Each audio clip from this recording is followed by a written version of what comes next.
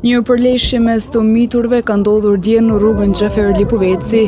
Prindi i viktimës, Ilir Sofra, tregoi më shumë rreth kësaj përleshje. Dje kemi pas rasti që është thonë.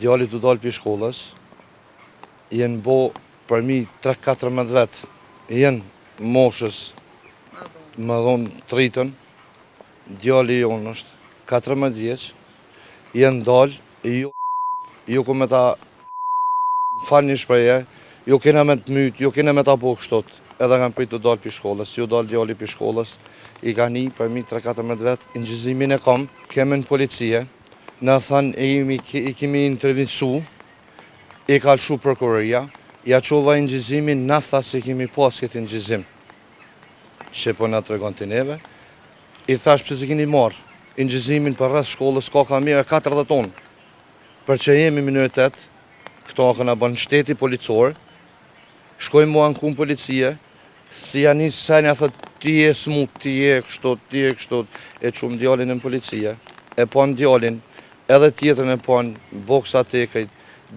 veç duksi, i shahedet e informatat që në dha, kajt bëjve djallit, e shenë edhe në gjizimin. Sofra mes tjera shtregoi edhe për gjendjen shëndetësore të djalit të tij.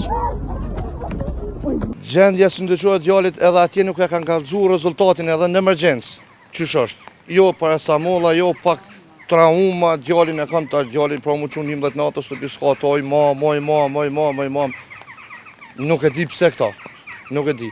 Kënej edhe lypin bashkim për neve, jo s'pi bini ju në thmitë në shkollë.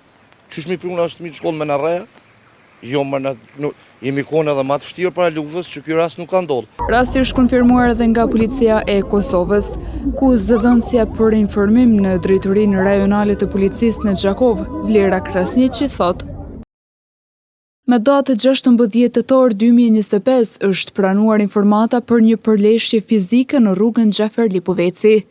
Patrullat policore janë përgjigjur menjëherë rastit.